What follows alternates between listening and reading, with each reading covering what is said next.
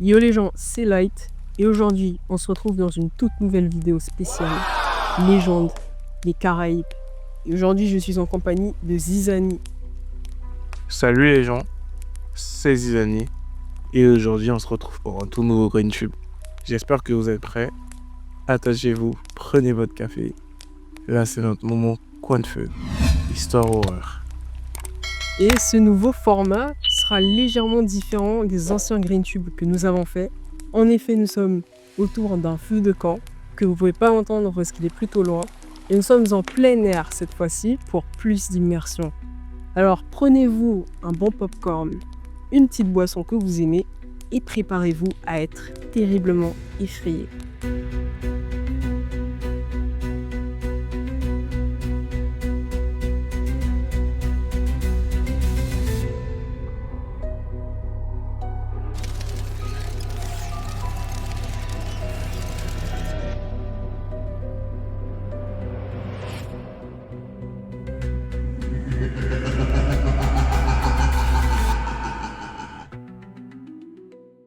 La première légende que je vais vous présenter sera la légende du Tibolum de Sainte-Lucie.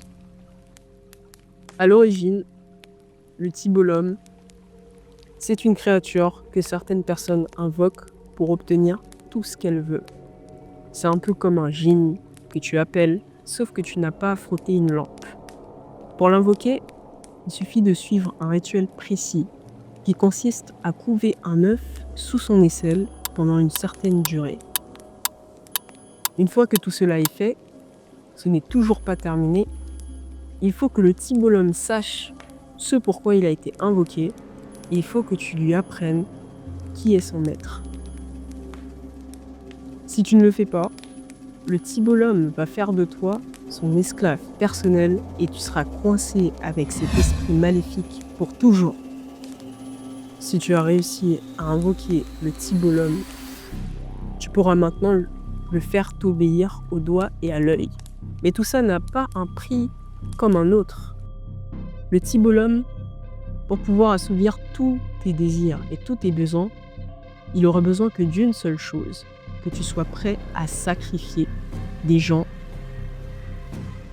même ceux qui sont proches de toi, même le premier-né de ta famille, tu devras le sacrifier. C'est pour ça que l'on dit que ce rituel est toujours fait par des gens qui sont très négatifs. Le Depi. Vous entendrez parler du Depi dans toutes les maisons jamaïcaines. Originaire d'Afrique, qui plus tard a été amené sur l'île. Le Depi existe systématiquement dans les religions bantoues, comparable aux histoires d'esprits et de fantômes. Les Depis sont généralement des personnes proches mortes ou même des personnes bien aimées qui sont parties trop tôt, qui apparaissent devant nous parfois dans l'aspect physique et réel et dans le monde du rêve pour nous donner des conseils ou nous prévenir d'un malheur. Les Depis diaboliques hantent les vivants, arrivant même jusqu'à tuer des êtres vivants. Ils sont souvent envoyés par les Obeahman, des hommes qui pratiquent de la magie noire à des fins maléfiques. Un Depi peut apparaître en forme d'animal, sous la forme d'une personne, parfois sous la forme d'une fumée ou d'une braise fraîche qui passe sur le dos.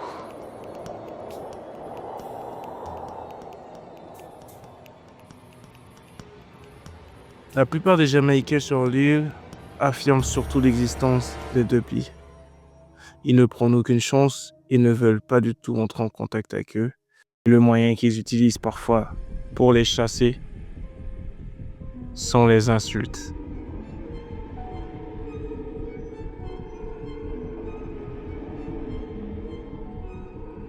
Pour notre prochaine légende, je vais vous parler de Lolei. Lolei qui est une créature malveillante des légendes urbaines du Guyana. Pendant la journée, Lolei est une personne comme une autre, une personne normale. Mais la nuit venue, cette personne enlève sa peau et prend sa forme naturelle. L'oleg est souvent décrit sous sa forme naturelle comme une boule de flamme qui lévite. Ces victimes se réveillent souvent avec des marques de crocs sur le corps et une grosse absence d'énergie. Il est dit que pour empêcher un oleg d'entrer chez soi, il faut que vous mettez des grains de riz à l'entrée de votre porte. Et cet oleg restera à compter toutes les grains de riz une par une.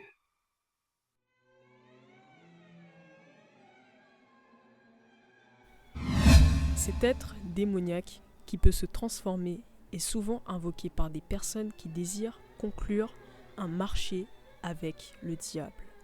Que ce soit pour de l'argent ou n'importe quel autre désir, le prix à payer reste le même. Sans surprise, il s'agit de vendre son âme. Vous commencez à comprendre le délire de tous ces démons et autres créatures maléfiques. Beaucoup de contes décrivent El Baka comme le diable lui-même. Cependant, il peut se transformer en n'importe quel animal, souvent un gros chien ou un énorme taureau.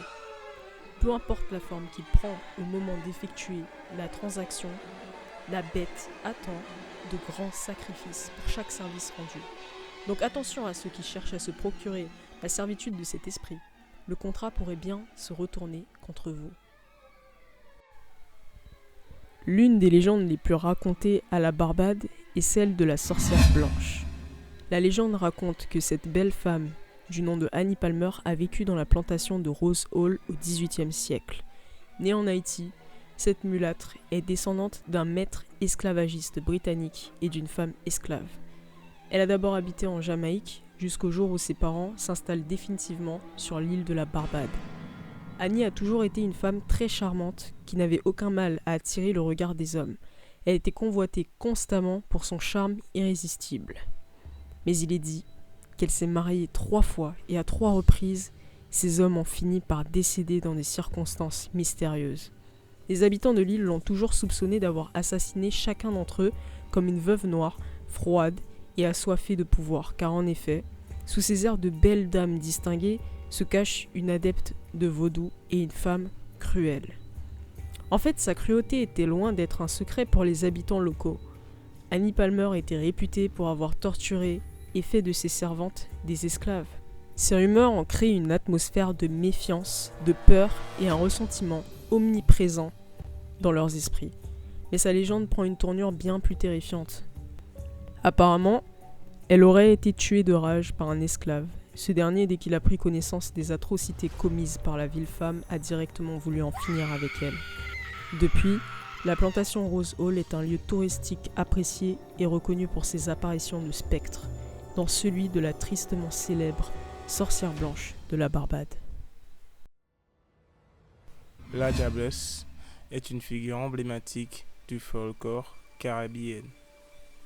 Décrite comme une femme d'une beauté captivante, mais trompeuse, ayant fait un pacte avec le diable pour conserver sa beauté éternelle en échangeant son âme.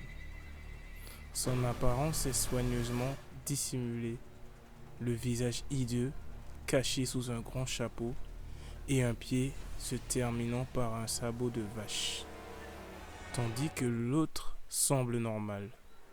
Elle attire les hommes avec son charme et les conduit dans la forêt mystérieuse, où elle disparaît, laissant ses victimes désorientées et vulnérables, souvent entraînées vers leur propre perte.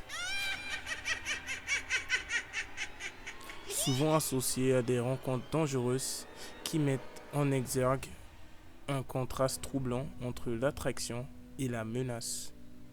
Symbolisée par son pied gauche démoniaque, elle apparaît dans des contextes variés, séduisant des hommes inconscients du péril qui les guette.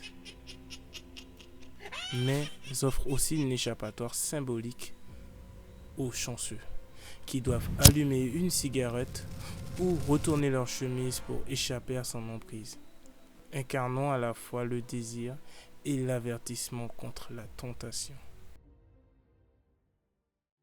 Et voilà la Team Zone, c'est tout pour cette vidéo effrayante spéciale créatures et légendes surnaturelles des Caraïbes. Nous espérons que vous avez aimé cette vidéo et que vous serez prêts, ok, que vous serez prêts non seulement pour les prochaines vidéos, mais aussi pour un épisode spécial Halloween. Dites-le nous dans les commentaires. Et je vous laisse, je vais plutôt laisser Azizani le soin de vous dire au revoir aussi. Ciao. N'oublie pas de liker et de t'abonner. Dites-nous dans les commentaires de ce que vous pensez des légendes que nous avions présentées aujourd'hui. Et à la prochaine dans un nouveau GreenTube ou peut-être dans un gameplay. Bon, à plus.